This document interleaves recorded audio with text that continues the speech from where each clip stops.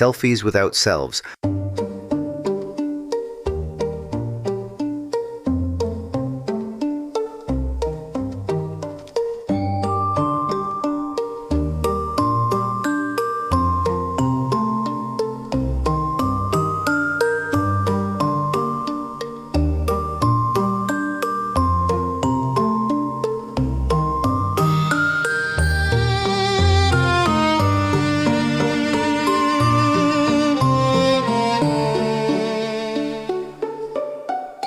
A while ago, I recorded an episode for the Forensic Lens.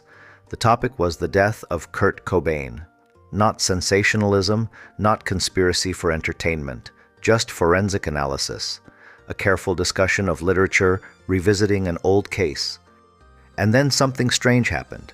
The episode was flagged. An automated system decided the content belonged somewhere else.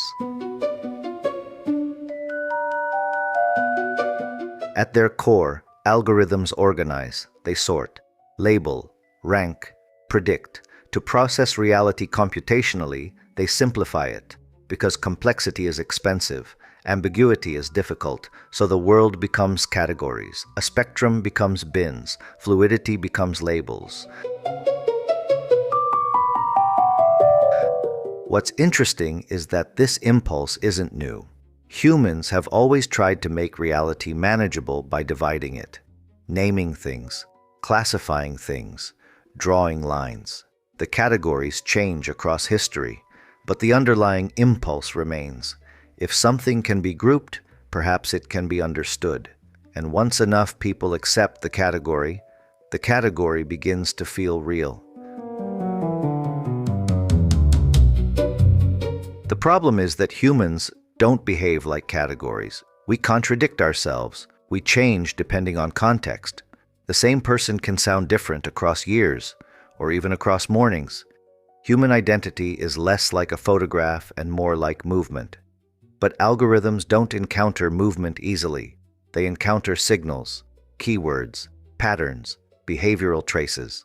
And from those fragments, they infer. What emerges is something like an algorithmic selfie. A frozen version of you, not false, necessarily, but incomplete. This matters because a snapshot isn't the same thing as a life. A recommendation system sees what you clicked, not why. A moderation system sees terms associated with danger, not intent. An algorithm often asks, does this resemble something I've seen before? Not, what does this mean in context? Those are different questions. And the gap between them is where misunderstandings live. Humans adapt quickly to categories. Content creators already understand this. They learn what gets rewarded, which emotional tones travel farther, which signals trigger visibility. And over time, something subtle happens. People stop asking, what do I want to express? And begin asking, what fits? This is the strange consequence. What is dynamic becomes fixed. What is exploratory becomes predictable. What is evolving becomes optimized, not through coercion, through repetition. Because systems reward what they can recognize. And recognition often favors familiarity. The difficulty is that humans exist across time. We become different versions of ourselves. Through learning, through failure, through grief. The person you were 5 years ago may not fit the categories attached to you today. The person you become tomorrow may surprise even you. Algorithms struggle with this because they must decide, assign, resolve. They cannot comfortably wait while you are still becoming. And maybe that's why I find the Kurt Cobain episode almost amusing now. The system interpreted analysis as distress, discussion as danger. It reduced a moving human act into a static label. Not because it failed, but because it succeeded. It performed exactly as designed.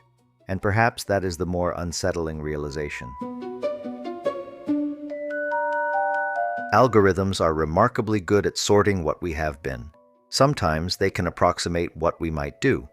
but they struggle with something else, what we are becoming. Maybe that remains one of the last distinctly human territories, the ability to change, faster than systems can define us.